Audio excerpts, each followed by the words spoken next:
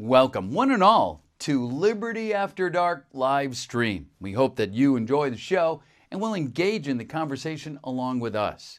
So, without further ado, here's your host, Christian Moore.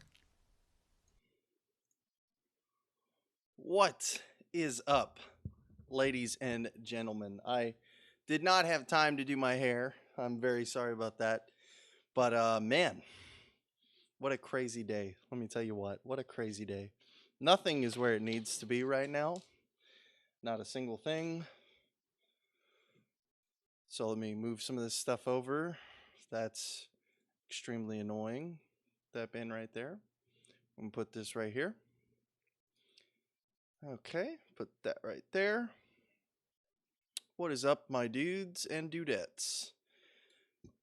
How's everybody doing? While I fix all of this. Put this right over here. Put this right here.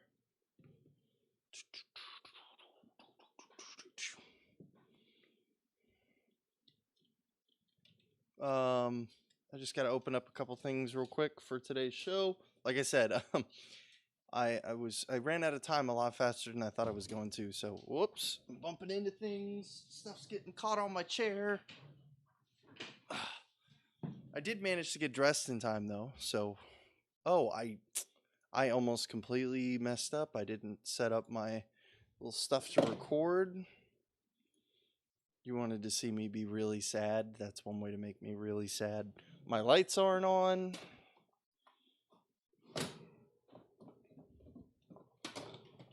Everything's a mess, guys. Everything's a mess this episode. There we go. Look at that. We're putting some color in the scene.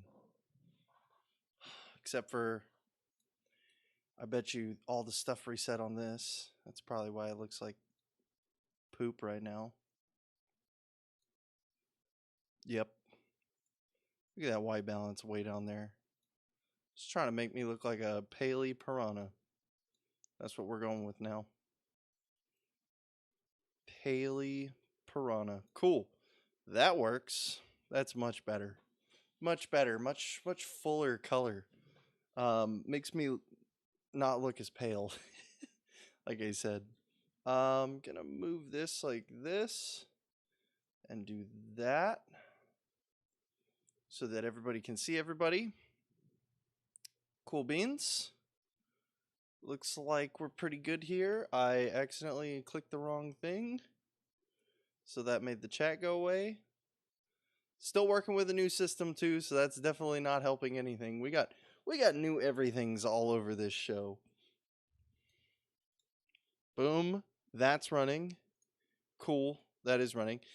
Just so that you guys know, the next episode of the podcast should be available either later tonight or earlier tomorrow. Yeah, in the morning is probably a safe time to bet when it'll be up.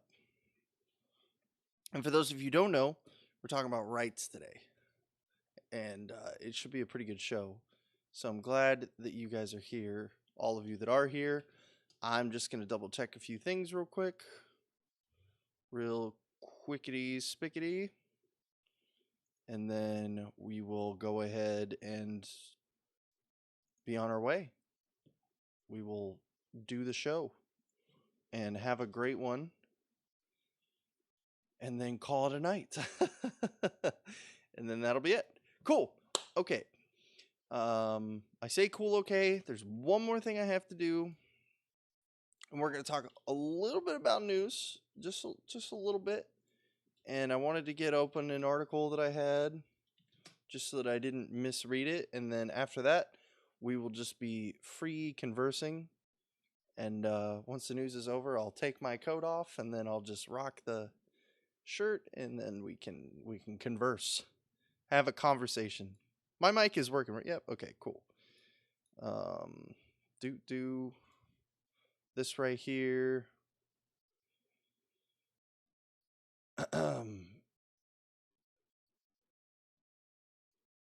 Here it is. Okay. So, just real quick. Actually, I guess I should go ahead and do the intro. How's it going, ladies and gentlemen? My name is Christian, and welcome to today's episode of Liberty After Dark, episode 31. I'm pretty sure. Somewhere around there. I'll come back and I'll either erase this in editing or I will correct myself in editing. But yeah, we are talking about rights today, and we are going to be going pretty in deep, honestly, ethically, philosophically. Um, we're going to be talking about what rights are. I don't want to spoil too much, but where they come from, how they work, etc. So, without further ado, since I've wasted enough of y'all's time today, we do have, sorry about that, we do have some news to go over before we go into any of the other stuff. And the biggest thing is, first off, we had the New Hampshire primary, which was fun. I mean, I enjoyed watching it. Bernie Sanders won that pretty firmly, honestly. Steve or Pete Buttigieg was right behind him by a few percentages, but I think everybody is really, um, really paying attention to how poorly Warren and Biden are doing, especially since New Hampshire borders right up against Warren's home state. That was supposed to be an area that, while she may not have crushed, she was supposed to do pretty well in. She did very poorly. The worst, besides Bernie, obviously, of the quote unquote front runners. So, we'll have to keep watching that in the future. We have another primary this week, the next week, and then we have Super Tuesday, the first week of March. What day is that? It's the 3rd. March 3rd is Super Tuesday, and pretty much Super Tuesday is gonna be the majority of our time watching these. I am debating on whether or not we will do something for Super Tuesday. Maybe we will do maybe I'll do like a video or something. But if you are at all interested in politics, you'll want to keep an eye on Super Tuesday. All this other stuff is cool too if you enjoy the act of viewing politics. But definitely keep an eye out for Super Tuesday. That's where the real fun is. Yeah. So, pressing forward a little bit, most of the other news that hasn't been about the primaries or, Trump doing something else that everybody hates, which is completely, you know, the norm as of 2020. Not to say that he doesn't deserve criticism, just that it's like I said, it's the norm in 2020. Is Bloomberg, Michael Bloomberg. This man, I remember when he first started running, he initially was going to run as an independent because I think he's a Democratic candidate. I think they have allowed him to be a Democratic candidate, but initially he was going to be running as an independent candidate, and this was 9-10 months ago, maybe maybe just a little bit less than that. It was a while ago whenever all this started, and I definitely remember me messing everything up because I accidentally hit a button on my monitor. And sorry guys, it's rough right now over here. Um, yeah, so I definitely remember him causing a stir then, and then when he was starting to fund his own campaign initially, that caused quite a buzz. But now the dude is just injecting himself into all facets of reality. He has advertisements playing everywhere. He has billboards. He has, most recently he's talking about, or allegedly was talking about, picking Hillary Clinton as his running mate. I didn't know this dude wanted to fail so badly. But I think, I've talked about this before, and I don't want to get too bogged down on it because we will be talking about this again in the future, is the fact that Michael Bloomberg may not have a chance to be the president. He may put up a good fight, but he may not have the chance, like an actual chance of being the president. But what he represents what he represents is how with enough money you can put yourself on the radar. Really, I mean, that's Michael Bloomberg was mayor of New York, and I think that's pretty much as far as he's done anything politically. Obviously, he's done quite a bit. He's a billionaire. I mean, he's not. He's done very well for himself. But we all knew for forever. But I think if you ever just wanted the textbook example of how does money influence politics, this is that example. And let me go ahead and get some music going, because I just realized I have no music going. So we're going to fix this. Just give me 1 second. Yeah, this is the one we used last time. And we're just going to do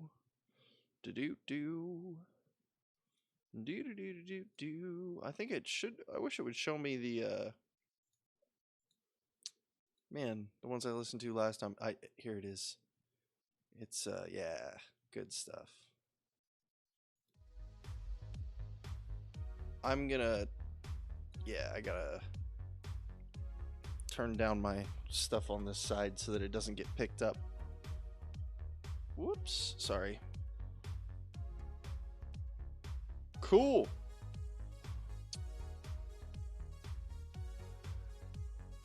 Awesome. All right, we're back. Sorry about that, guys. Did I get my haircut? Yes, I did. And I got a shave because I'm going to the opera tomorrow. We are going to go see the, I'm going to pronounce this wrong. I think it's Aida. It's going to be great. I'm really going to enjoy it. It's going to be good. But yeah, so Drew here says Trump, Bloom, and Hillary. The last time they all hooked up was the 9/11 scandal.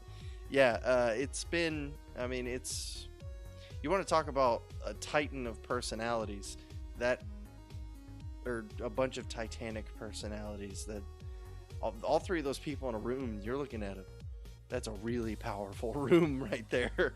That is, man, yeah, they could get some stuff done or not get stuff done. That's definitely a possibility as well. I'm going to turn this down just a hair. So yeah, I don't want to get caught up too long on Bloomberg, but he definitely exemplifies the whole pay to play system.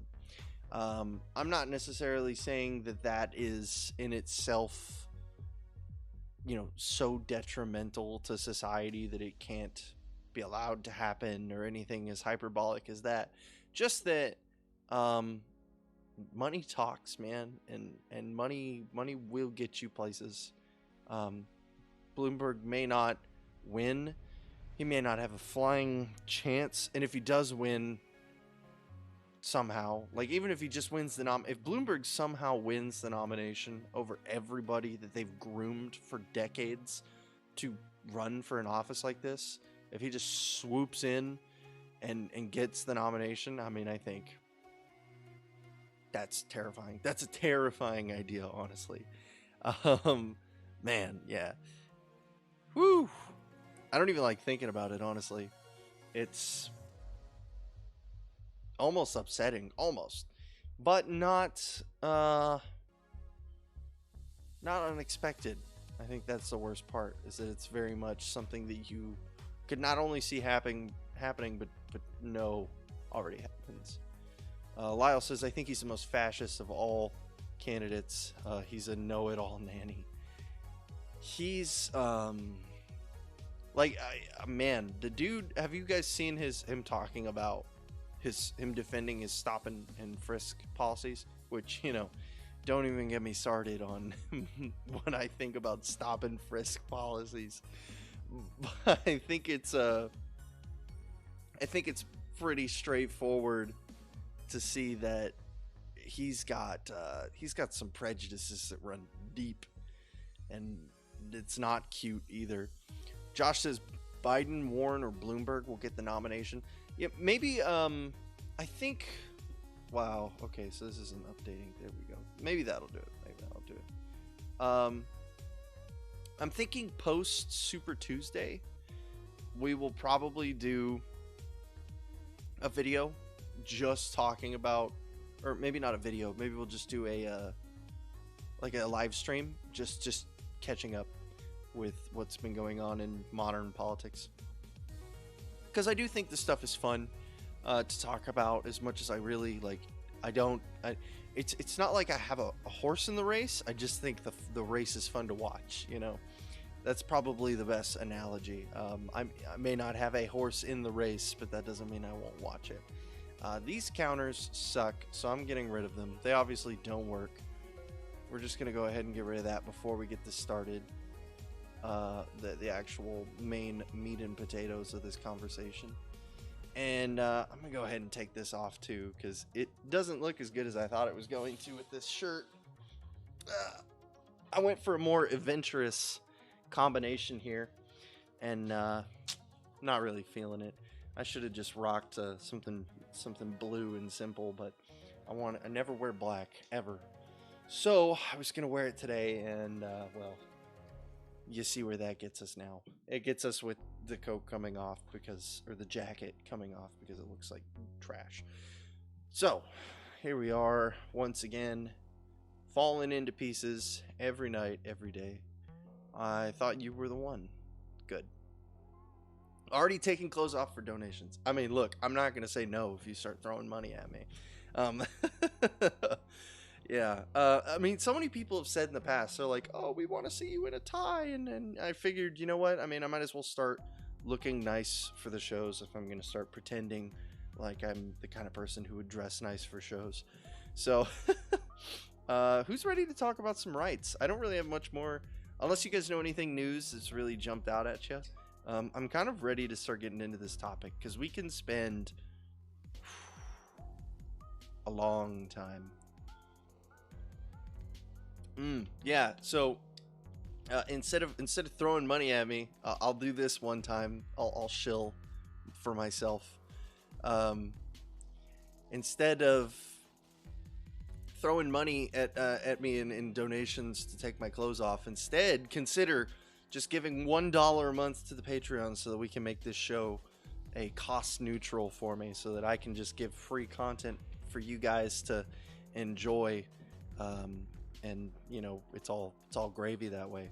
I get as much money as I put into it, so I think that would be a pretty cool idea. Maybe we'll get there one day, but yeah, I'm done plugging that now. It feels gross. So rights. Let's go ahead and talk about rights. So what are they? I think okay. So there's so many different ways you could start out of this. I sat down. I was working in my shop. I was chopping some wood, and I was thinking about how I was going to talk about this, right? And I kept going back and forth, and I was like, do we start with a terrible analogy, as Lad would traditionally do on one of the streams, as the Liberty After Dark, what's a good way of putting it, standard says we should?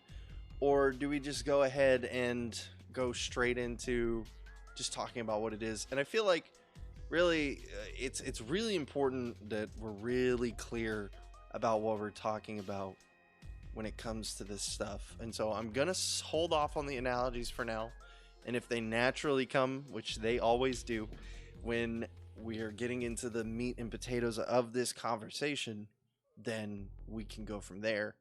But I think we're gonna get a little teeny weeny bit analytical. We're gonna go ahead and just we're just gonna get straight to it.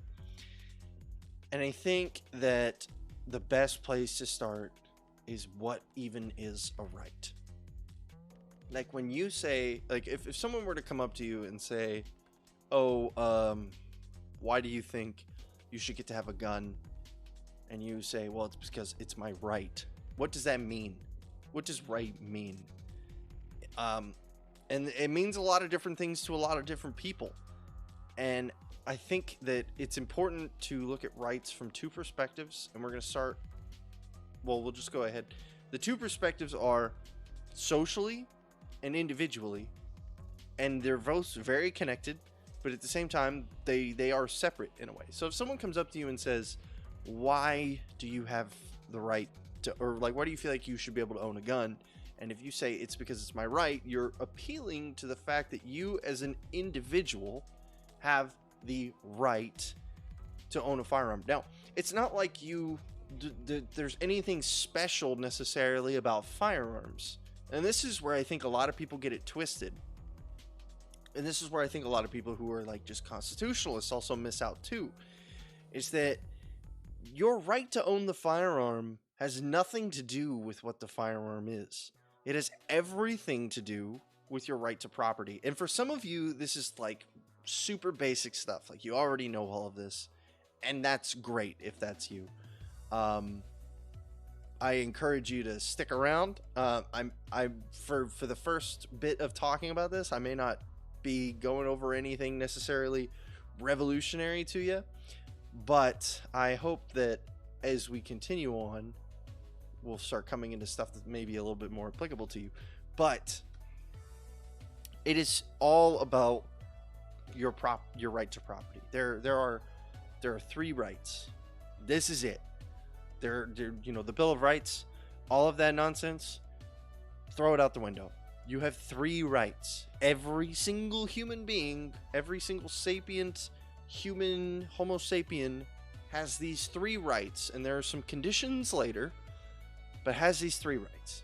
They have the right to life, to liberty, and to property. And we're starting with property because property is the easiest one to explain.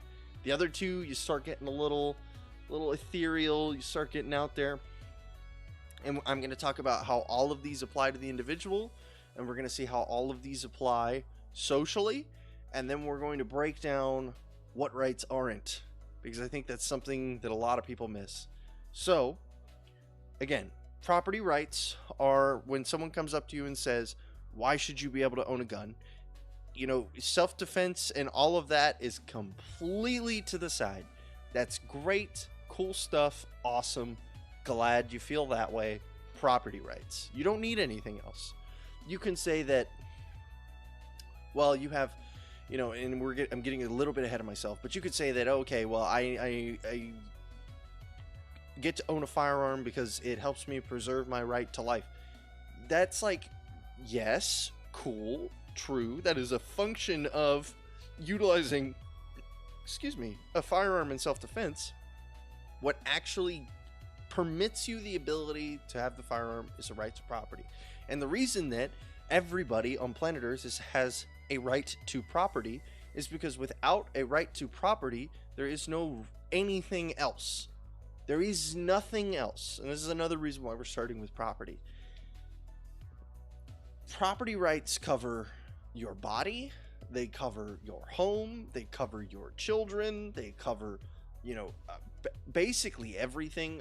In a lot of cases, property gets a little when you're talking about children and spouses, but there is a certain sense of ownership, or at least responsibility, or the ability to have authority of, because this is how you get things like the ability to sign medical forms for an incapacitated spouse, right?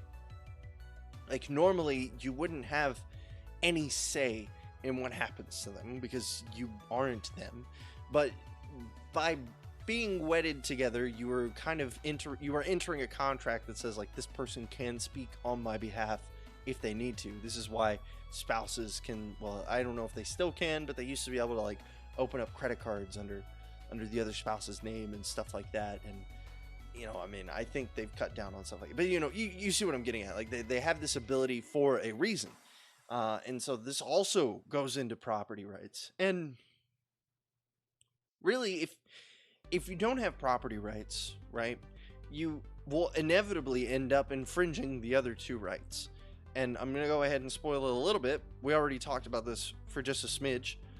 But if you don't have the right to property at all, and someone were to assault you, for instance, right, and they don't care about violating anybody else's rights, and they don't care about, the rules of society, and they have a knife or a gun or something, but you don't get to have one because society has violated your property rights and not allowed you to have one of these, your right to life and or liberty will then be violated because of your lack of property, because of a violation of your property rights.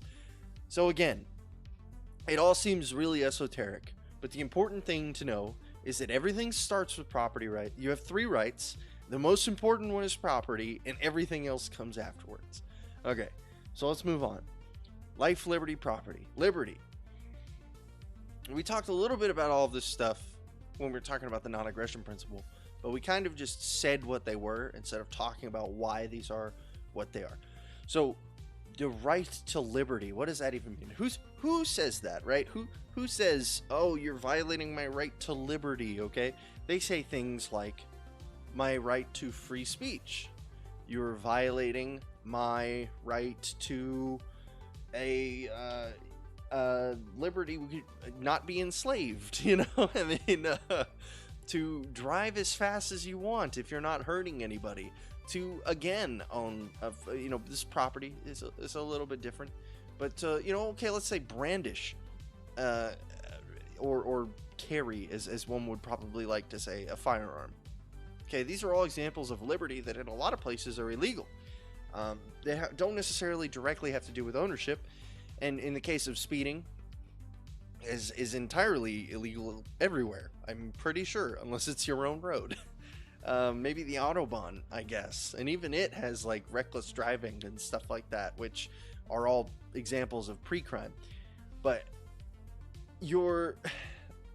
so when someone says their right to liberty or their liberties are being violated, these are all things that are typically what we would consider to be protected under normal laws, right?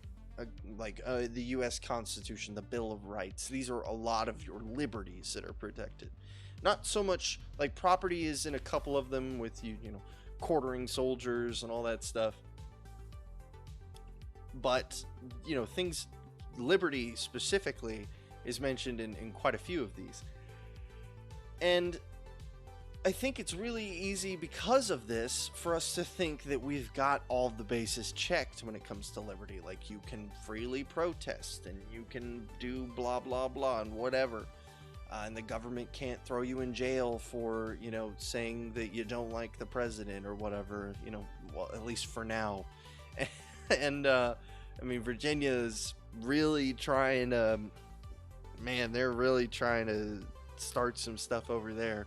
They're violating all kinds of rights over there. But I digress.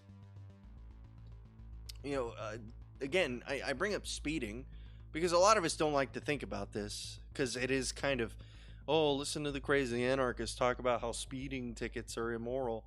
I'm not going to sit here and tell you that speeding tickets don't increase overall road safety. That's kind of, I think that's kind of preposterous. It's like saying that making some or the threat of a ticket for not wearing your seatbelt doesn't make more people wear their seatbelt. Like, of course it makes more people wear their seatbelts, and of course seatbelts are safer than not wearing a seatbelt if you were in a collision. No, there's no debate on this topic. However, does it matter? Because if you're violating someone's liberties by forcing them to wear this seatbelt, that person can freely make the choice of their own volition to be in a position to jettison themselves out the front door.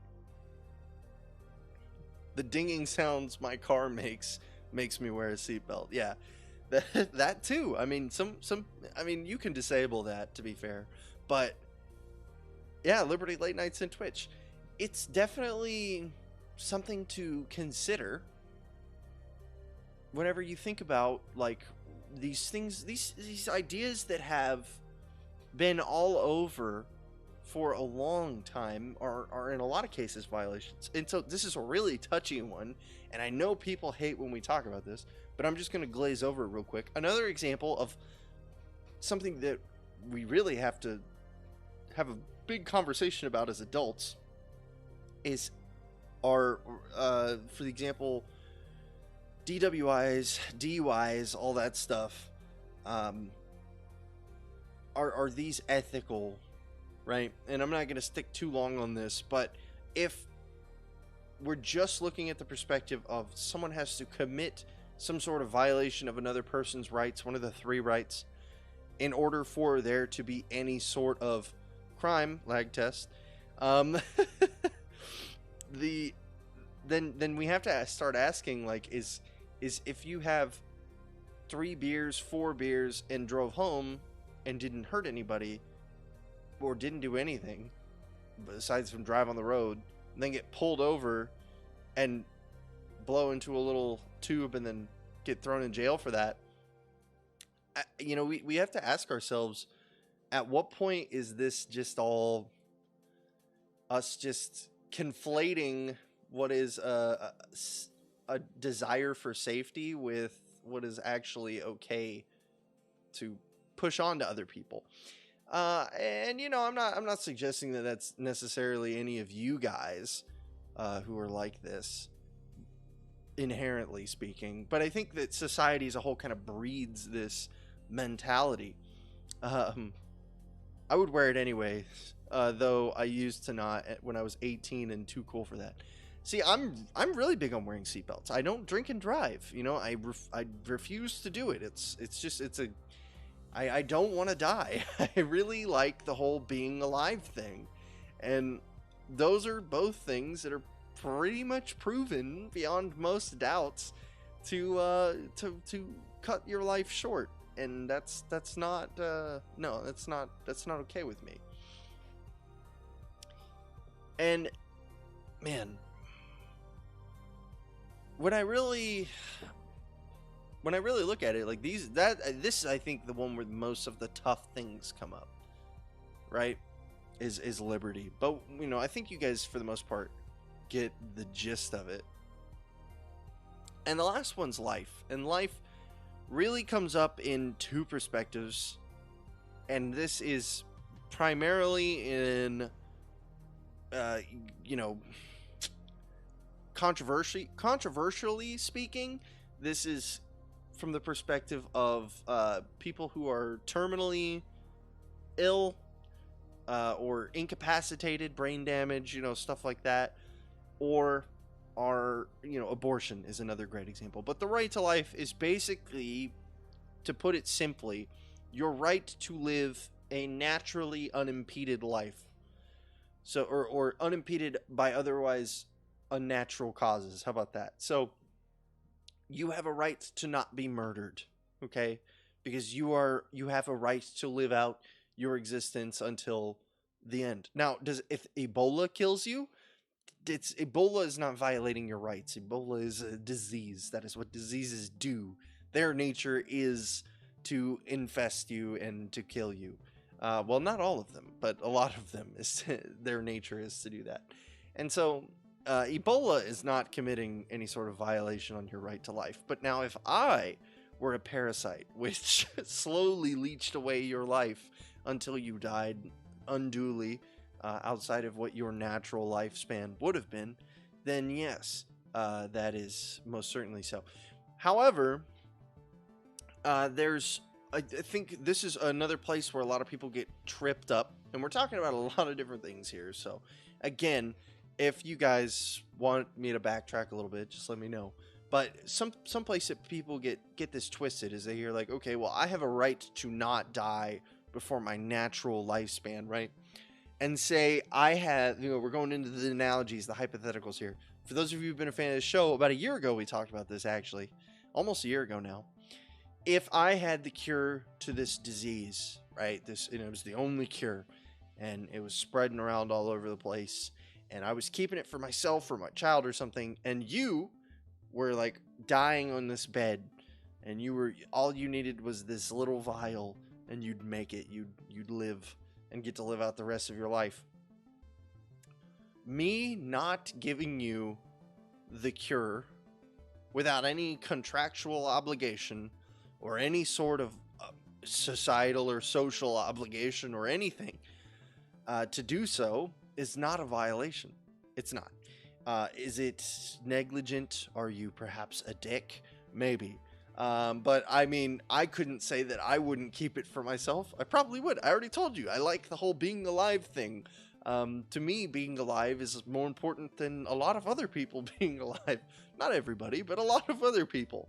And yeah, so it's not a violation of someone's right to life if you weren't the cause of it. Now, if you poison someone, and on whether it's on purpose or on accident, and then you had the antidote to it, and you said, "Well, I don't want to give you this antidote, man, I just don't feel like it," and then they died, that is on you because you were the cause of their ailment. Yeah, and then this kind of logic is also where you get the fact that some people say that like patient zeros of some of these things should be held accountable. I think in 99.99% of cases where a disease usually goes from animals to humans and then spreads, it's not that person's fault. So even if you did find out who patient zero was, it wouldn't do you any good because it's not their fault. It's just nature doing its thing. And yeah, so those are the 3 rights, and I've talked about them all from the perspective of the individual. And so now here's the part where I say that rights aren't like a thing, okay? This is where most people just lose it.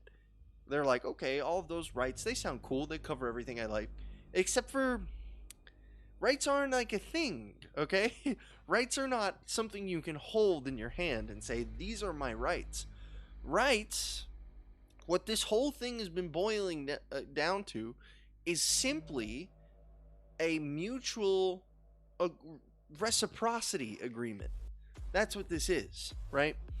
Notice how all of the things I talked about with rights, literally all of it, was just around your interactions with other people. Because if it was just you on planet Earth, you don't have any rights. Because notice how all of the rights that I listed, natural causes are kind of outside of them, right?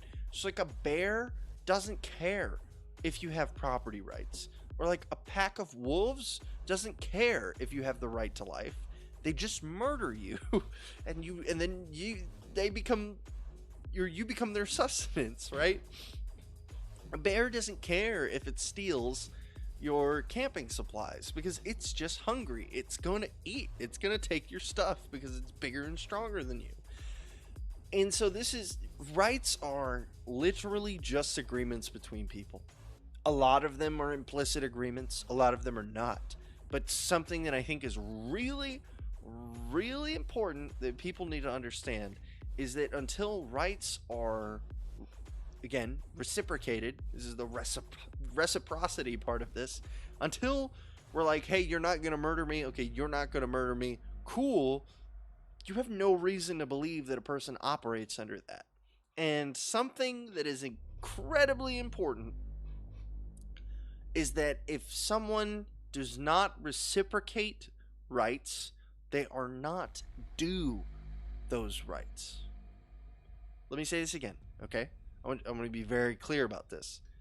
If someone does not reciprocate the same rights, they are not due those rights. If they have some kind of modified structure, the most that you are due to reciprocate to them, because remember, reciprocation, it's a back and forth, right? It's a two-way street. It's a push and a pull. So, yeah. See, Josh says, Mary, I won't murder you if you won't murder me. Deal? See, okay, now, most of the time, we don't have to say this, right? Normal people, you don't have to say, hey, you're not going to murder me, right? You just operate as if, okay?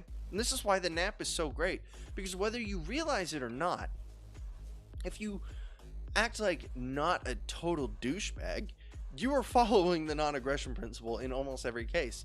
And if you aren't, then you can be corrected, right? And I don't want to get tied up too much into the nap, but this is a really important part of this. It's like when people say, a great example of this is like school shooters, okay? We have a system right now that says like, okay, well, you just murdered all of these people. You got to go through a trial. We got to figure out, like, we have footage that you murdered these people. The cop saw you shoot the kids, threw you on the ground, and then put you in handcuffs, right? No. No. That is such a waste of time and energy, honestly.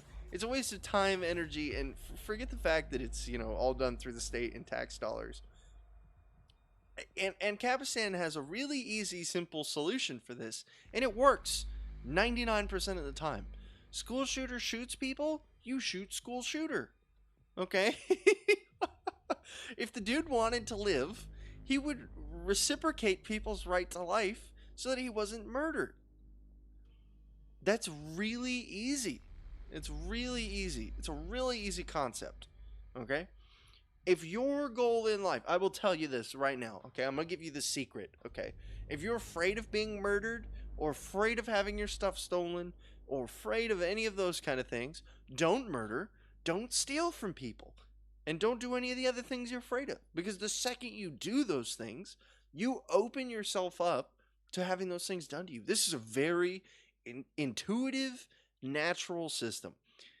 That is the best part about this, is that, and for the people who can't intuit it, usually they're crazy or mentally incapable of understanding those things. So what I got myself a little worked up about this because I've gotten into some big arguments with actual libertarians who say, like, no, like, these people deserve, again, I'm kind of getting stuck on the whole school shooter thing here, but like, they're like, oh, well, these people deserve a right to a trial, and they deserve, because they have all of these rights. And again, I come back to the fact that rights are not something you hold in your hand. They're not, even if you got them tattooed on your back, they don't mean anything, right?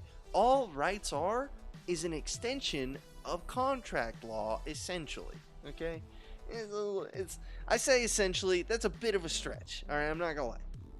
It came out of my mouth, and I was like, okay, let's rein this back in a little bit.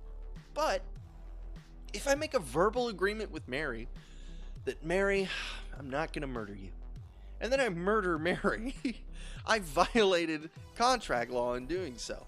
So, and on top of the fact that I violated her right to life, and also because she's dead now, her right to liberty, but that, So when I said we were going to talk about this individually and socially, we have to understand the fact that as much as we like to think about things from the perspective of the individual, none of it matters if it's not socially reciprocated. If there is no social reciprocity, there are no rights. Okay? That's why it's a two-way street. You have to have both parts. It's not even a two-way street. It's like trying to lift weights with only weights on one side. Like, it doesn't work. Okay? I've tried. It doesn't work. You're not going to make your left side stronger. You're just going to look like an idiot and drop the weights. Yeah, see, Josh, it wasn't by Josh because he honored his deal. Yeah. And that's why all the copies of the non-aggression principle that exist, they make you sign it, because then you're bounded by contract law, and that's really easy. I don't want to get wrapped up too much into contract law, even though a lot of people would make the claim that contract law is a really integral part of the whole rights system. We can maybe talk about this with some other stuff.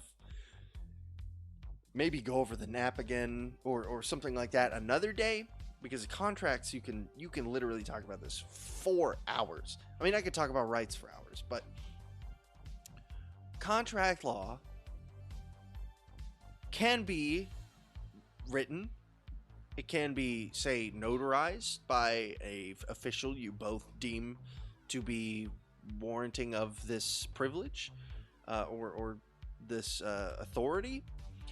And you also can just get a normal verbal agreement as well. So say Josh and Mary here, right? Is that now is this an example of contract law? Yes, it is. Now, would you be able to enforce this in arbitration? Well, you have a chat log. That helps a lot.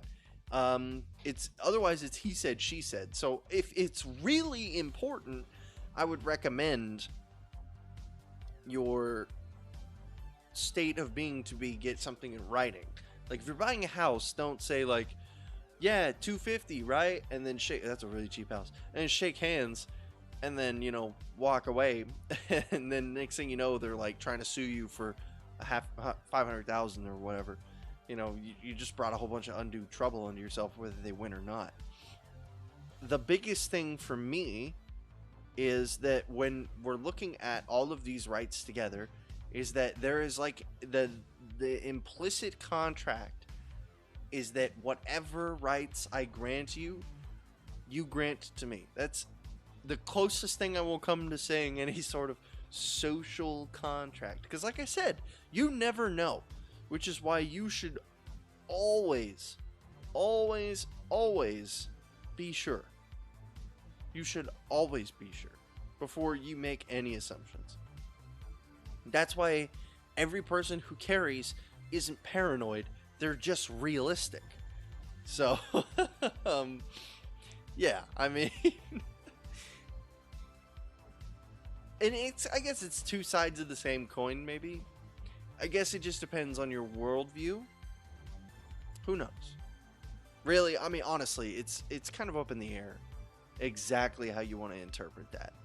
But that is pretty much the fundamental breakdown of rights. Now, how all of these things interact with each other, like, so from here we can answer pretty much any question. Like, forget how they interact with each other. Like, we've already kind of demonstrated that. We can answer almost any question from the perspective of a true, ethically consistent libertarian who who reciprocates the three rights: life, liberty, property. Is healthcare a right? Okay, well, let's see. Is healthcare something you own? Like, can you open up a healthcare business? Like, sure, you could do that, but do you, like, is someone owe you healthcare? Does society, does the world, like, do you? No, it's not a property right. It's not a liberty thing, because you already have access to healthcare. No one owes it to you. Now, someone barring you from access to healthcare outside of contract law, that would be a violation. But just like your inability to acquire it because you lack the materials to do so, that's not a violation of your liberties. And sorry, I'm watching in the chat. They're trying to do a lag test. And your right to life is where most people make the case. Again, naturally, otherwise unimpeded life. Healthcare is not a natural thing. So if you get Ebola and you die from Ebola, that's what happens. Okay? Now, is this something that is entirely preventable with modern medicine and is a tragedy and should, in most 99% of cases, be stopped? Yes, it is. Do you have a right for that to happen, though? It's not one of the three. That's what I'll say. So, do you have a right to healthcare? No. Do you have a right to a home? No. No one owes you a home. It's, man. You know, it's kind of happened when we were talking to Liberty late night, where I just kind of had to step back and I had to be like, ugh. You know, I mean, when you really break these things down, these libertarian principles, I'll just, you know, voluntarist ethics, whatever you want to say, it's not fun. Like, I really want to be the guy who sits here and says, like, yes, all of these magical things will happen and everything will be hunky-dory and happy and it'll be sunshine and rainbows as far as the eye can see, and nothing ever bad will happen to you ever, and it'll all be great and society will be there for you. Except for that's not true. That's not even true now. It's not even true now. So we have this unbelievably twisted view of things, and we create these rights, right? So I like to call them fabricated rights. Okay, we make things into what we believe rights are. Healthcare is a great example. Education is another example. The notion that every child deserves a right to an education is maybe not unwarranted or even unfair, but is not necessarily correct, right? Even when we say every child deserves an education, every American child is what we're actually talking about, because we're not funding education for the entire world. And if we're going to be ethically consistent here, if we're going to say every child deserves education, that means every child on planet Earth deserves education. I hate the word deserve. People abuse it. Yeah, they do. They definitely do. Should we educate our children? Yeah, I don't have a problem in saying that. Like, yes, our children should be educated, whether it's homeschooled or through, some kind of private schooling system or whatever. Yes, kids should be educated. We should make it as accessible as possible. Great. Do they deserve to be educated? These are very specific words. We're talking about philosophy and ethics here, and pretty much no one deserves anything, okay, except for life, liberty, and property rights. That's it. So should they have the ability to go to school? Should you bar children from? No. Yeah, see, that's a violation of their right to liberty. They should have access to it, the ability to have access to it.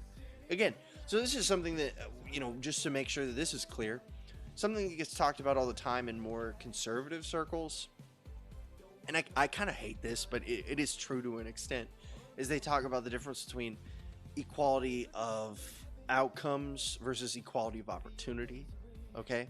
Equality of outcome is we all deserve to have education, therefore we will pay for everyone to have education. Equal education. That's the equality of outcome. The equality of opportunity says everyone deserves the right to be able to go and get an education, not necessarily the ability to pursue that right.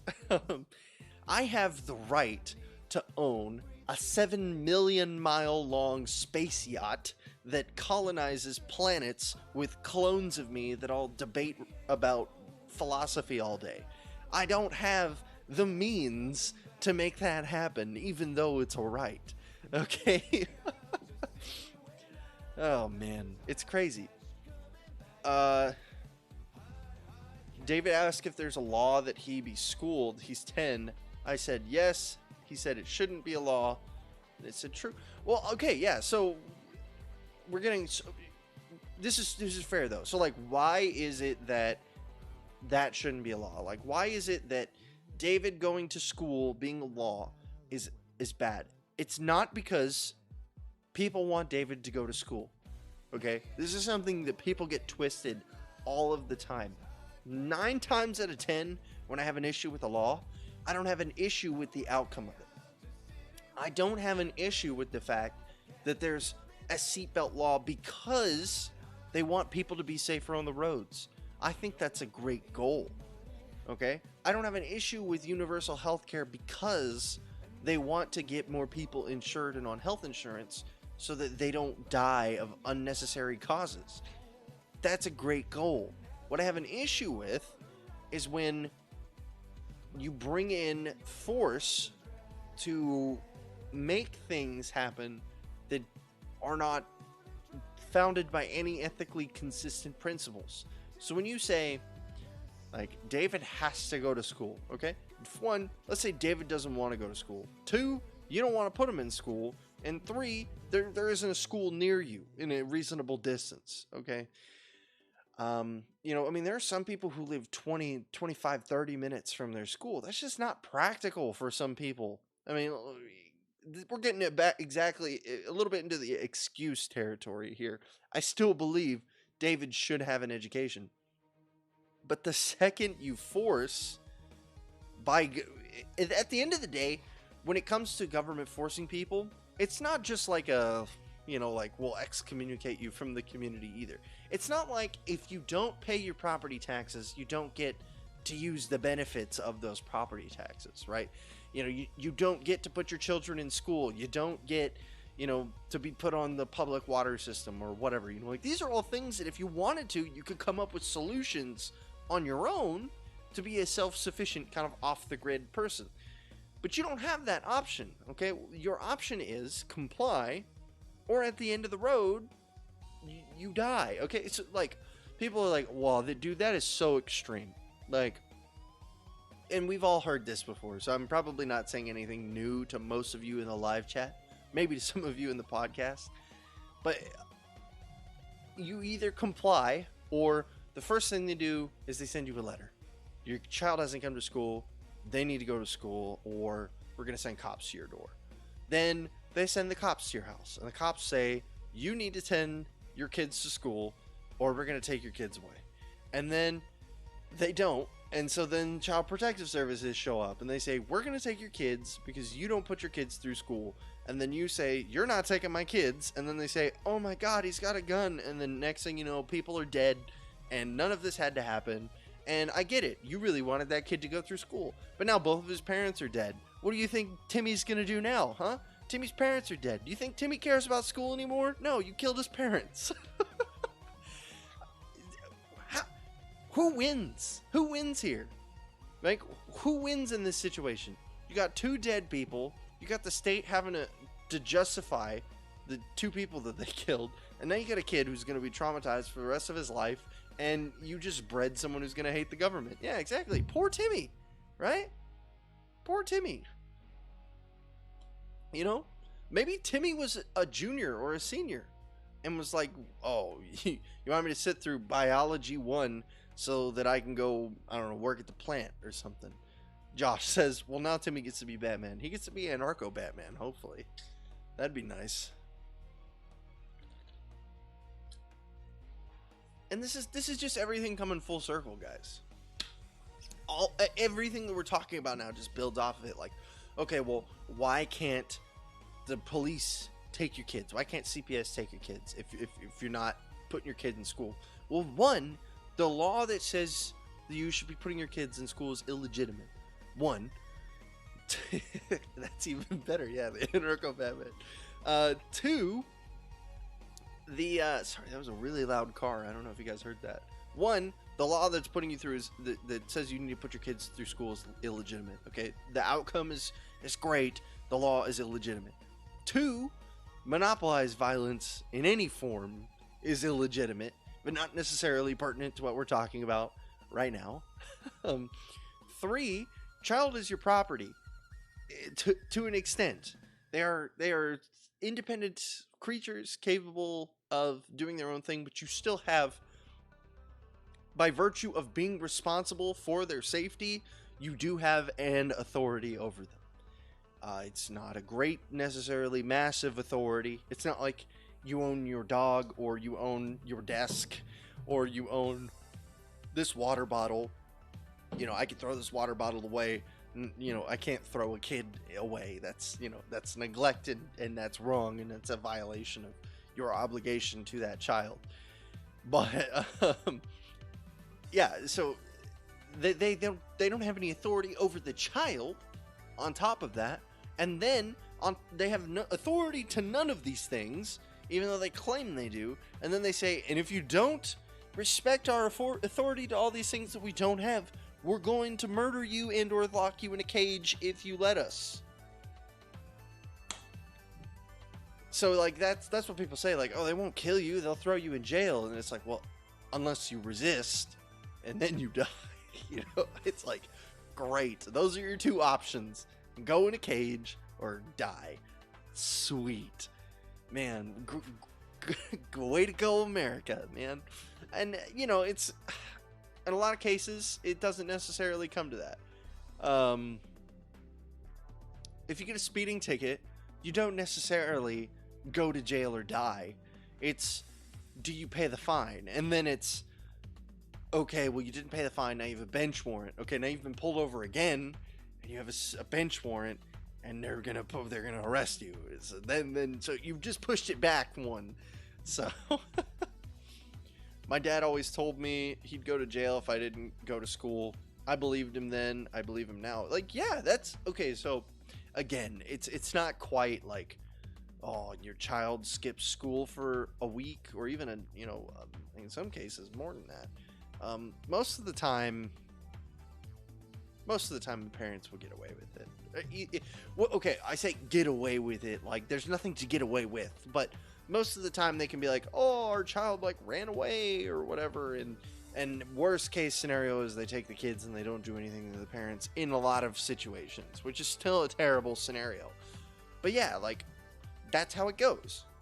Your kid doesn't go to school, you get a letter. Why is your kid not in school? You might get a phone call. Why is your kid not in school? Then the cops are going to show up to your house. Why is your kid not in school? Yeah, it's just not a great time. Is that a phallic object on my screen? Liberty Late Night? What is that? I can't tell. I don't appreciate it though. I don't appreciate it. I'm just kidding. He's doing squids and Illuminati signals and all that stuff. I don't know how to bump. You just type bump. I don't know if you... Yeah, some of them aren't okay, yeah, they are. They all are appearing. Okay. Can you go over the speeding thing real quick? Like, okay, so... I'm assuming you mean, like, how speeding is illegitimate, right? Okay. First off, well, I just want to see this real quick, Strider. I had the cops show up to my house because we pulled our daughter out of school. Yeah, 100%. That will happen. That's like the intimidation phase. That's like them showing that when they bring the guns to the door, usually it's like they're trying to flex. They're trying to be like, if you don't, this is what'll happen. The cops will show up, and everybody knows the cops means you go to jail or you die. That's what cop means. Okay, like yeah, they do fines and warnings. No. Everybody knows. The cops pull you over. The first thing that goes to your head: am I going to jail? Doesn't matter what you did. That's just a matter of the fact. Okay, it's terrible, but that's what it is. All right. So Mary was asking about speeding. The reason that laws against speeding are illegitimate is because they violate your right to liberty. And people are like, whoa, but you're putting people's lives in danger by speeding. And it's, well, yeah. I put my neighbor's lives in danger by having tannerite stored in my home. Like, if that blows out, it could splinter wood. And, I guess I can't own the tannerite either. Now you're violating my right to property. We can play this game all day. We could play this game all day. But eventually what it comes down to is, until someone's rights are violated, life, liberty, property, it doesn't matter. It doesn't matter what you do. It really doesn't matter. That's the easiest way of looking at it. Did you violate someone's life, liberty, or property? No? Cool. And so you can go really extreme with this, okay? So besides the fact that it makes you uncomfortable, what is wrong with public, like, breastfeeding? What is wrong with being a nudist? Is it violating your life, liberty, or property? Like, okay, you don't want to see that. I don't want to see the lady at Walmart who's got her tights so tight that her thighs are screaming for help, you know? I don't want to see that mess. But guess what? I don't go out, I guess, you know? So speeding is pre-crime. 100%. Speeding is pre-crime. 100%. No doubt about it. Speeding is pre-crime. Drunk driving post or pre-incident is pre-crime. Now, again, should you do those things? No. Like, speed limits are most of the time pretty, oh, y'all don't want to see naked people at Walmart. I don't want to see clothed people at Walmart most of the time. So, I'm just saying, like, as much as it's just like a gut reaction for us to say, like, oh, I don't want to see that. Oh, yeah. Have, like, the boomer knee jerk. You know, I mean, at the same time, it's like, are they violating your right to life, liberty, or property? No? Okay, what do you do then? What do you do? I mean, I just don't want to see people. Exactly, Josh. Josh asked me earlier, would you like the cage or death? I guess it depends on how long. Like, if I was just going to go in for, like, a couple months or a year, maybe even 2 or 3 years, 4, maybe 5, I might just do the cage. I got life, plenty of life ahead of me. But now if it was like 20, 30, 40 plus years, like I did something real bad, I don't know. I'd probably honestly just kind of, But again, it all depends, man. It all depends.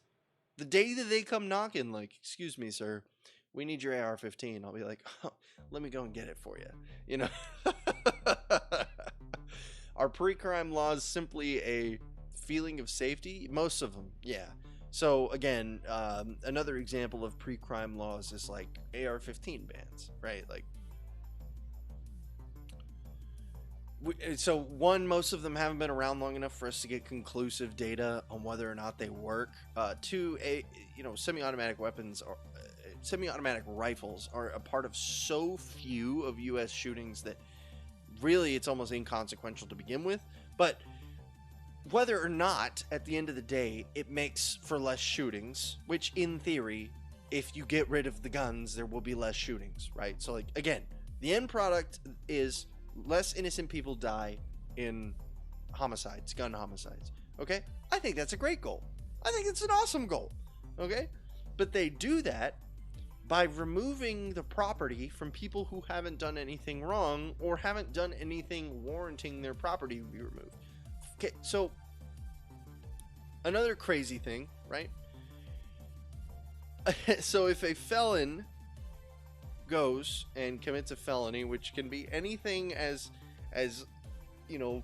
standing on one side of the four corners, buying weed, stepping onto the other side, and then selling that in, what is it, like Colorado, Nevada, New Mexico, or Utah, or whatever it is? I don't know. Whatever those states are, Arizona. Oh, man. Yeah.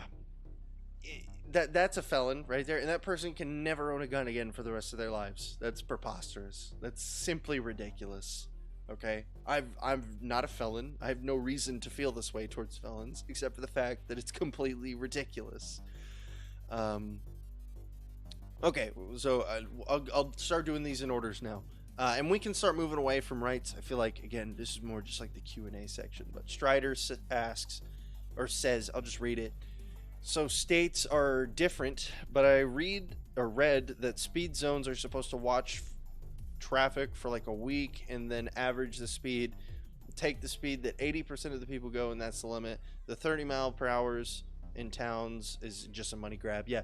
So like big highways, like the one in going from Houston, Austin about 5 years ago got raised from, I think, 70 to 80. And that's because everybody went 80, 85 on it anyways, right? Or it went from 60, I don't know which. It got bumped up, maybe 70, 75, something like that. It's fast, though. And, it's a straight line with nothing in the way. Like, there's usually never traffic on it. And if there is, it's not even, like, dense traffic. It's just more cars around you.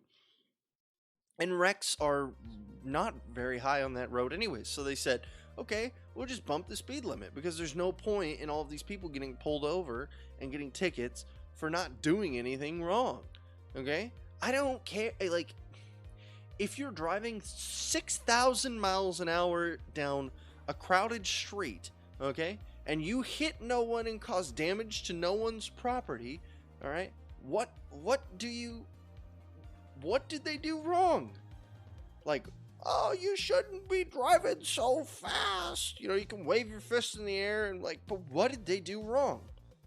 You didn't like what they did? Like that. This is where we have to start taking preconceptions. Like, if I saw someone drive past me at 6,000 miles an hour, my first reaction would be, oh my God, that guy is driving way too fast. He's going to hurt somebody. But he didn't. You have to take the initial reaction and you have to separate it from what's actually happening. Okay? Because we have to all understand, everybody here, not just the normies or people listening in the podcast or whatever. Everyone here needs to realize that we all still have, no matter how little it is, we all still have a little bit of brainwashing in us. Just a little bit. I have these instances all the time where I have some kind of knee-jerk reaction to something that comes from when I was a good little neocon, and I just have to step back and be like no, dude, like, life, liberty, property. What are they doing wrong? What are they doing wrong? It's really that easy. It's so easy when you think about it. But people make it difficult, and most of the time it's because they have an agenda, right? It's like, and the agenda doesn't have to be evil. You know, we talked about this and I'm about to get to you, Mary, but we talked about this for healthcare. It's like the idea of children, all children having access to medical care at all times so that they don't die a premature death for no reason is a great goal. If you can make that happen without violating people's rights, I will 100% support you. And I do. So there you go. Night Mary says, do you think any of the Dems could beat Trump, and will our rights be more violated by them than Trump? Oh man, so we're already getting to this. Okay, disclaimer, I was the guy who thought Kamala Harris was gonna be, okay, fair to myself, this was back in like March of last year, but I was the guy who thought Kamala Harris was gonna be the front runner for the Democratic Party, like way ahead of most people by now. So, you know, take this with a grain of salt. But I did think Donald Trump was going to win, so maybe that gives me some kind of credit. Who knows? I think I was just more guessing on that one than anything. Okay, so really, like, the most three likely people, in my opinion, to get the nomination are Biden, Warren, and Bloomberg. I don't think Bloomberg's going to get it. And if he does, oh my God, it's going to be crazy. It's going to be insane. Like, so, they've been grooming these party Democratic politicians for decades. And for them to lose to some guy who was a mayor of New York and sucked at it and was like an all-right businessman, to then him become president by blowing millions of his own dollars on this campaign. Woo-wee, that's gonna rustle some jimmies right there. I think that Bernie, just traditionally speaking, is the most likely to win a normal presidential run. Will he win? I think that really they really shot themselves in the foot with this impeachment thing. Like, before, I've said this a couple times before. I was like, listen, okay, Democrats are really, they're starting to build up a big wave of support, and that could really push and really get some momentum going during the election season. But I think this impeachment fiasco, like, even the people who were like gung-ho about the impeachment thing just felt like idiots after it all went down, because it was dumb. I don't like Donald Trump. I've never been a fan of Donald Trump. Okay? I think some of the things he does are alright, some of the things he does are pretty terrible. I'm not a fan of the dude. I think he's a douchebag. I think he's a lot of things. But nothing he did deserved impeachment. He used money we used to bribe countries. Like, he's being consistent, at least. Like, do I think what he did was wrong? Sure. I think most of what the president being the president is wrong. I'm not the right guy to ask these kind of questions. Okay. I'm just being honest. Night Mary says no more pop, soda, Coke for any of us. Yeah, it's Bloomberg, right? Or is that Biden? No, I think it's Bloomberg. I think he'd run a decent campaign. I think he's got enough money to really fight for a decent campaign. Unless he uses a lot of executive orders, Bloomberg wouldn't get anything done. Not even a Democratic House would get Bloomberg stuff done. He might sign their stuff, but they're not going to sign any of his stuff. Have you listened to the guy talk? He sounds like he's right out of the 1930s. He's woo, man. Woo, he's a roller coaster. Nightmare asks, how long till a libertarian president? Even that is better. I don't even know anymore. I think the odds of a libertarian president are we talking like in our lifetimes? Oh, how long? Um, how do I answer this? I think the only way we'll be getting a libertarian president, like, so this is obviously a party libertarian. This is not a voluntarist libertarian president, because a voluntarist libertarian president wouldn't run for president. It's an oxymoron, right? There are some offices, arguably, you could uphold while being voluntarist. The president is not one of them. There are very few offices. I think if you want an example of how to run a NAP compliant campaign, look at Patrick Smith and his Not Governor campaign. It was really, it was more of an information campaign than it was anything. He got out and he spoke and he educated people, and that was great. That was awesome. And he set everything up to where if somehow he did win, he would run the closest to a NAP compliant campaign as possible. And I don't think most libertarians go even close to that far. This includes things like not just giving up your salary. You can't just say, I don't want this. You have to somehow redirect it in a NAP compliant way, because you can't just redirect it because it's not your money, but you can't just give it back to the government because it's not their money. So, it's a nightmare. But if you want to look at an example of someone who had the right idea, I think take a look at Not Governor Patrick Smith and his campaign that he did. As far as a president, it's going to mean we have to go through some kind of economic, societal collapse or boogaloo. And then we'll get a Libertarian Party president, maybe, if we don't get some kind of totalitarian nightmare out of it.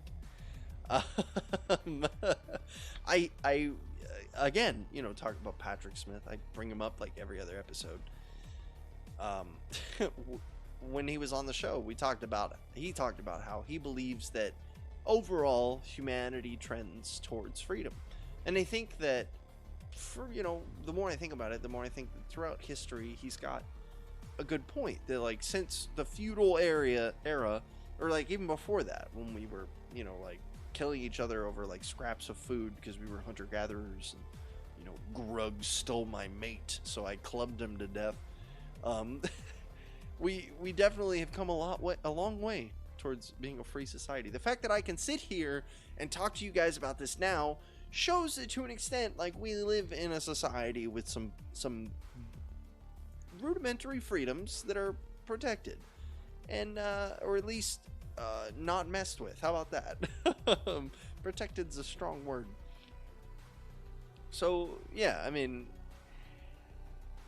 usually things get worse before they get better, right? How did America become a thing? Well, it's because the colonists were put through the ringer with all of the taxes from the endless wars Great Britain was in. What will be the ringer for us? The endless wars that put a tax burden on the people that we have now? I don't know. Maybe it'll be the guns. I don't know. Maybe we'll just all wake up tomorrow and everyone will be like, you know what? I don't have a right to this person's money. And we'll all just kumbaya around the campfire. And yeah. So I'll go ahead and talk about this. I saw this. We'll do Mary first, and then we'll talk about Josh, and we'll start wrapping up. But what do you say when people tell you if you don't like it, then leave, aka move to Somalia? What do I say to people when they tell me to move to Somalia? Well, first off, they don't own the country, right? If you own a house, okay, that's all you need. It's I have property here. I have a stake in this. Okay, I don't care what the majority is, because I don't believe that the government's claim on your property is legitimate. First off, let me make that clear, because if they say oh, you don't actually own your property, it's the government's property, just smack them upside the head, because that's the most preposterous thing I've ever heard. Just every time you buy some freaking house, oh man. Just imagine that you're not buying it, you're just buying the right for the government to say you live on their property. That's hilarious. That's a riot. so what do I say when I tell them? Well, the property is one thing, but I do think that there is a case for if you are someone who's not a Boog fan, for whatever reason, and I think we all have our own limits, right? Like, I think the idea of booging with zero popular support is a horrendous idea. I think that's a horrible idea. You will die. Nothing will be gained for it. If anything, the only people willing to boog will have died. It'll be terrible. Now, if there is boob, yes, I said boob. Dang it, now I'm going to be demonetized. Just kidding, I'm not monetized. But yeah, if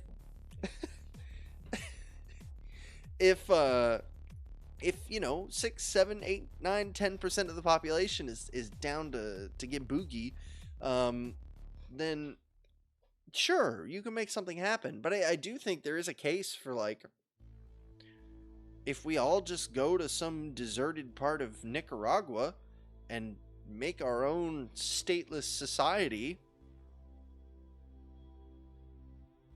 why not? A lot less people probably have to die that way. I'm not saying nobody has to die. Maybe we could buy it, you know? We could go to, I mean, instead of, like, colonizing it, because that's kind of a NAP violation. But, you know, I mean, you know, something I haven't even thought about is, like, squatting. I've never even considered what the NAP implications of that are. It's got to be a violation. I think it has to be. But yeah, exactly. Like, so, I mean, as much as there's a lot of people who are very like, I ain't going nowhere. This is my home. I don't have any connection to this dirt. Okay? There's nothing about America, the landmass, that makes me say, like, I have to live right here. It's not the weather, none of that. Like, if someone came up to me and was like, dude, we have a fully developed society that doesn't have taxes and is completely a voluntarist model, there's like, everybody just, it's all NAP, everybody just respects everyone, you know, and even if they don't, they get NAP complied. Dude, I'd pack my bags. I'd do most of my schooling online anyways. Whatever. I'll just keep doing most of my schooling online. I'll do all of it online. Like, whatever, man. I'd be ready. I'd be so ready to move. I'd drop the classes I have in person right now and I'd go. Seriously, I'd pack all my boxes. I'd use what money I had to get a ticket and fly out there, and I'd get it a place. And it'd probably be way cheaper than anything here. And the money that I have would probably go for quite a ways, and everything would be in Bitcoin and other cryptocurrencies, and, you know, everybody would just, like, there'd be so many different occupations, and Nicaragua's got great soil for growing some Mary Jane, so people would be doing that, and tobacco, and people would be making alcohol and fuel and bullets and guns, and it'd be great. It'd be magical, man. It'd be magical. And so if someone had to ask me, like, would I do that? Would I even build? Like, forget having one pre-made. Would I build a fresh start for people to be able to live a free life if they choose to do so? Or would I rather go through decades of blood and slaughter to maybe possibly get that result? Maybe. If we're lucky. Grant, there's 300 million people you have to convince, at least a portion of, in a generalized landmass area, not necessarily the whole thing, but a generalized area, to do this, right? But if we all just go somewhere, like an island or something, not even super far off the coast, like there's an island off the coast of South America. It's in a temperate-ish region. It was owned by the British for forever. And it's got a bunch of houses on it and everything, and it's got enough space for hundreds of people on it, right? And it's within a reasonable distance of land. These are options. That's all I'm saying. Like, the whole island's for sale. These are options, okay? I'd rather go make a hut of mud and sticks. See, that's the best part, though. We don't have to make a hut of mud and sticks. And, you know, we can do things right. You know, I mean, people are like when you do these things, like, people are like, oh man, like, you know, you got to get energy and electricity, and it's like, yes, all of these things cost money. I get it. Like, all of this costs money. None of this is free. Welcome to Libertania. You know, I mean, nothing's ever going to be free. Okay? But once you get it going, like, we could create it, you know, the liberals would be crazy, dude. We could make us, you know, generating our own power, because we don't want to be on the power grid of some other country, or unless it's like a private company, then that's fine. But, you know, we could do solar, electric. If it's an island, you can do the hydrostatic. What is it? The where it bobs up and down. We could have a mostly renewable community. I mean, these are all great things that you can do without any violence at all. All you need is a little money and a little bit of people who think like you do. At least a little bit. We don't even have to be close. Build big privacy fences around everybody's homes. Have a town square where you got shops and people do things and they have their occupations. Great. Awesome. I bet you a lot of people who work in tech would go there. And guess what? All the people who live in that island, they all got to eat somewhere. There you go. You got restaurants. You got grocery stores. You have all of these things. Markets. You know, I mean, and people are going to want to go and do, like, see a movie. They're going to want, maybe, I don't know, go bowling. You know, congratulations. You have the bedrock for a modern society. It's totally an option. Totally an option. Yeah. I think that's a great note to end on, though. I think that is, honestly. I don't really have anything else to add. We've been going for about an hour and 20 minutes, I think, of running show time. My counter says like 140, but I know I was a little late. It's an island, fish in an open flame. And yeah, you're totally, you know, you can totally go about that too. I mean, I personally would like to, you know, be able to like cook and have groceries and go get a pizza and stuff like that. But you know, if you're the kind of person who wants to like sit on the shore and fish and cook and could be completely self-sufficient and have your little home and that's all you need in life, 100%, my dude. Stick a solar panel on top, get a little satellite TV antenna, you're good to go, dude. Good to go, man. Elon Musk's about to cover the whole planet and internet anyways, so you're going to be able to get cheap satellite internet all over planet Earth. So there goes that concern. Like, you don't got to worry about whether a fiber optic cable's been laid. Yeah, I didn't even think about that. Like, that used to be something people would say is like, oh, well, you don't want to go to Somalia because Somalia's got, like, fastest internet's like 25 megabytes a second. And it's like, well, you know, in 2 years, the whole world's going to be covered in gigabit internet. So that doesn't matter anymore, you know? All you got to do is get this little satellite box, hooks up to a router, and then boom. And it's all so low. Oh, man, I could talk about Starlink for forever. But it doesn't run into the same weather problems because it's not 86 bajillion feet up into the sky. It's about, I think it's between a half and a third of the distance of a normal internet communication satellite that we would use for like dish or like satellite internet and stuff like that. And that means that you can have a thunderstorm right over your head and it may not be perfect, but it'll punch through all of that nonsense and it'll get to you. Crazy, dude. Crazy. Yeah, I mean, but 100%, there's hope, guys. Like, I joke a lot about the boog, and I'm a little bit serious too. I mean, like, there are, everybody has a line, right? Everybody has a line. Like, again, you know, tomorrow, if they were like, all right, you guys are all going to the re-education camps, like, it's maybe the last episode of Liberty After Dark, if you know what I'm saying. But being slightly more serious, you know, everybody has a line. But I think my line, like the timetables, I would be more likely to leave and go try to start something new than I would to try to just fight over the dirt. I mean, seriously. So yeah, that's pretty much all I've got. Yay, I love camps. Oh man, it wouldn't be a fun camp.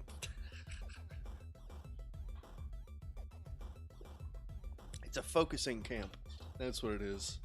So it helps you focus on things. Oh man. This is my dirt. Like, I don't care about this dirt, okay? Like, even if you own property, you can always sell your property, right? And then what do you have? Like, what is tying you? Okay, besides like your house, like let's say you sell your house, what else do you have tying you here? Nothing, really, honestly. I mean, maybe you do. I don't know. I'm not going to speak for you, but for me, nothing. So, yeah. All right. I'm going to go ahead and I'm just going to wrap this one up. One more. Josh says, I just hope the death trains run on time. Don't want to have to sit around and wait on them. Yeah. Oh, jeez. Yeah. Well, you could just come to Libertania, and then the trains will never run on time because the conductor will always be high. So, plus we won't have trains because it'll be too small for trains. We'll just have like cars and bikes and stuff. But yeah,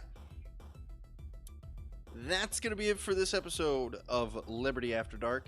Thank you for all of you who came out to enjoy this live show. It was pretty great, honestly. I really enjoyed talking about this. I put it off for a while because I wanted to make sure that I did everything right, and I think I did. I think I did a pretty good job. I think this will go down as being one of the better episodes, honestly. I really enjoyed talking about this. We talked about some interesting things, and I went on a couple tirades, and we talked about Bloomberg, so it was good. It was good.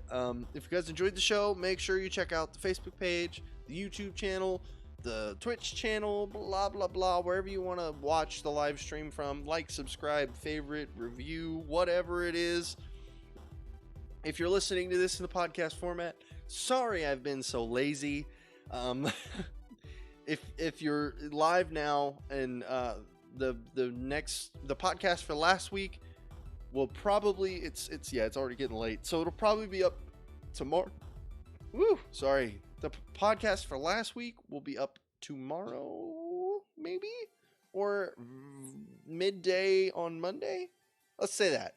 By the end of Monday, it'll be up. I'm almost done with it, I promise. And, so yeah, if you guys enjoyed the show, feel free to throw a buck or two my way. The goal is to break even on costs of running the show, so that I'm just making free content. All the website stuff, everything like that, that's all good, done, paid for. Patreon will pay for that, and then we can all just enjoy free content. I'll make it, edit it, I'll do all that nonsense. That's just kind of the goal for now. So we can every month we get a little bit closer to that, so that's good stuff. Yeah, I think that's all I've got for you guys. Yeah, just make sure you follow, like, subscribe, all that stuff. That's all really important. To get this out there. If you want to share this video, if you're on Facebook, you can share this to any of your pages, and people will be able to watch it in post. And if you have a part that you really like, you can put a timestamp in your post for people to go to, and they should be able to click on that, unless I'm completely wrong. But yeah, cool. I think that's all I've got. Anybody else have anything for me? Mary, thank you for your constant support. You guys are awesome. Everybody over at the Liberty Late Night crew, little David, all those guys, cool people. Josh, thanks for coming out too. It's good seeing you. Thanks for being a part of the conversation. Strider also being out here. A lot of people today. It's good stuff. Good stuff. All right. I think that's it. Yeah.